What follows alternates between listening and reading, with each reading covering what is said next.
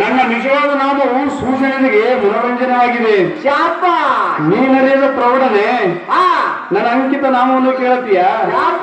ಶಂಕರನ ವರದಿಂದ ಅಕ್ಕರೆಯಿಂದ ಕರಮುಗಿದು ಕೈ ಜೋಡಿಸಿ ಕೇಳುವ ನೀವ ವಿಚಾರ ಸುವಿಚಾರ. ನಮಗಾದ್ರೂ ಸಾರಥಿ ಸಾರಥಿ ಅನ್ನೋದು ಕಾವುದಾರ ಗುರುವೆ ನೀವು ಎರಡು ಕಾಲಿಡಿದ್ರೆ ಆಗ್ತಿರಿ. ಎಲೇ ಸಾರಥಿ, ನನ್ನ ಅಂಕಿತ ನಾಮವೇನೆಂದರೆ ಶಾಪ ಪಾದಪದ್ಮ, ಮುಖಪದ್ಮ, ಹಸ್ತಪದ್ಮ.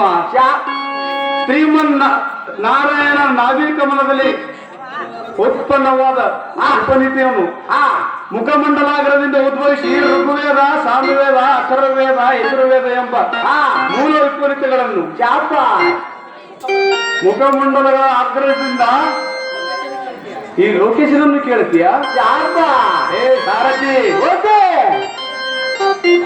ಸರಸ್ವತಿನಾಥನ ಪರಮನಾದ ಅಂತರದಲ್ಲಿ ಜನಿಸಿ ಬಂದ ಶಾಪ ಈ ಲೋಕ ಸಂಚರಿಸುವ ನಾರಾಯಣ ಮುನಿಯವರು ಬಂದರೆಂದು ತಿಳಿಯಲೈ ಸಾರಥಿ, ಬುದ್ಧಿಯಲ್ಲಿ ಭಾರತಿ.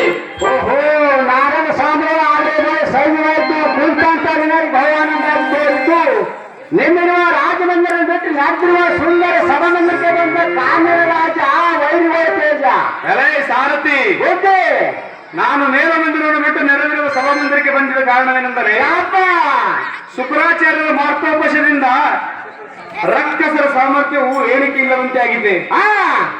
ಅವರನ್ನು ಮೇಲಿಂದ ಮೇಲೆ ಬಗ್ಗು ಬಡಿತಾ ಇದ್ದರೆ ಚೆನ್ನಾಗಿರ್ತಿತ್ತು. ಶಾಪ ಇಲ್ಲವಾದರೆ ಉತ್ತಮವಾದ ಮಡಿ ಹೊಲದಲ್ಲಿ ಜಾಲಿಯ ಬೀಜ ಬಿತ್ತದಂತಾಗುತ್ತದೆ.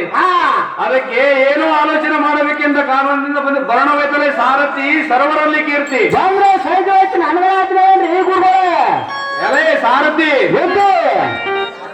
ಪಾತಾಳವಾಸಿಗಳಾದ ರಂಭ, ಕರಂಬಸೂರ ಎಂಬ ದೈತ್ಯರು ಮಹಾಬಲಶಾಲಿಯಾಗಿ ಶ್ರೇಷ್ಠರಾಗಿ ಬೆಳೆಯುತ್ತಿರುವರು.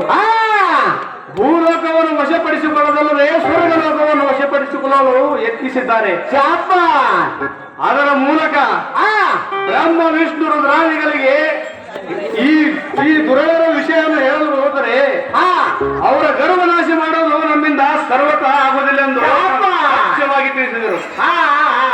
ಅಂತ ಬಲಾಢ್ಯವರವನ್ನು ಪಡೆದಿರುತ್ತಾರೆ. ಶಾಪ ಒಟ್ಟಿನ ಮೇಲೆ ನಮ್ಮದೇ ವಂಶಕ್ಕೆ ನಾಶ ಆಗುವ ಕಾಲ ಬಂದಂತೆ ಕಾಣುತ್ತದೆ. ಆದರೂ ನಾನು ಮಾಡುವ ಪ್ರಯತ್ನ ಆದರೂ ಮಾಡಬೇಕಲ್ಲ. ಶಾಪ ಈಗಾಗಲೇ ನಾನು ದೇವೇಂದ್ರ ಪಟ್ಟಣಕ್ಕೆ ಹೋಗುವೆನು.